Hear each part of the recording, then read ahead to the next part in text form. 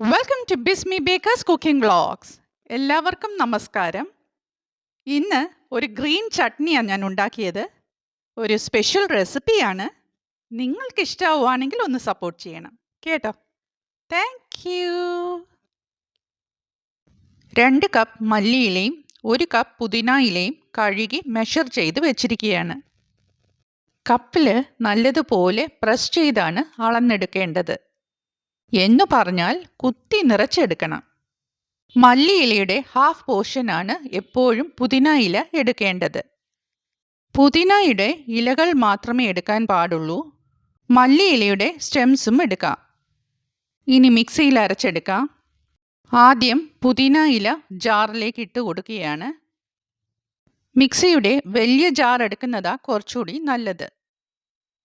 അതിനുശേഷം മല്ലിയില ഇട്ട് കൊടുക്കുകയാണ്. ഇലകളെല്ലാം ഇട്ട് കഴിഞ്ഞാൽ ഒരു സ്പൂൺ വെച്ച് അതൊന്ന് പ്രസ് ചെയ്ത് കൊടുക്കണം.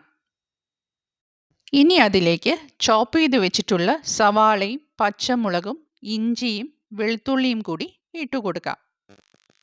ഡ്രൈ റോസ്റ്റ് ചെയ്തിട്ടുള്ള നല്ല ജീരകമാണ് ചേർത്ത് കൊടുക്കുന്നത്. ചാട്ട് മസാലയാണ് അടുത്തതായി ചേർക്കുന്നത്. ഈ റെസിപ്പിയിൽ റോസ്റ്റഡ് കപ്പലണ്ടി ഞാൻ ചേർക്കുന്നുണ്ട്. ഇനി ഇന്ദുപ്പാണ് ചേർക്കുന്നത്. ഇന്ദുപ്പ് തന്നെ ചേർത്ത് കൊടുക്കണം. 1 കപ്പ് തൈരാണ് അതിലേക്ക് ഒഴിച്ചു കൊടുക്കുന്നത്. എന്നു പറഞ്ഞാൽ 250 ml. ലെമൺ ജ്യൂസാണ് ഇപ്പോൾ അതിലേക്ക് ഒഴിക്കുന്നത്. ഇനി ഇതെല്ലാം നല്ല ഫൈനായിട്ട് അരച്ചെടുക്കാം. മഷി പോലെ അരച്ചെടുത്തു. അതൊരു ബൗളിലേക്ക് മാറ്റുകയാണ്. മിക്സി ജാർ കഴുകിയൊന്നും എടുക്കാൻ പാടില്ല കേട്ടോ. ഇനി 1 കപ്പ് തൈര് കൂടി ചേർക്കുകയാണ്. അതിനുശേഷം 100 ml ഫ്രഷ് ക്രീമാണ് ഇപ്പോൾ ഒഴിച്ചു കൊടുക്കുന്നത്. ഞാനിവിടെ ഷുഗർ ചേർക്കുന്നില്ല.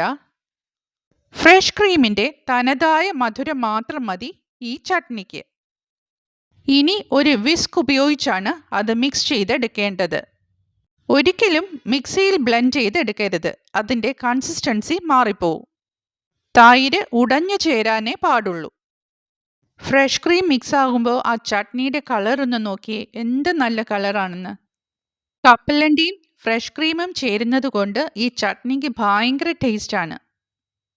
ഇനി കുറച്ച് ഫ്രഷ് ക്രീം അതിൻ്റെ മേലെ ഡ്രിസിൽ ചെയ്ത് കൊടുക്കാം. ഗ്രീൻ ചട്നി ഉഷാറായി.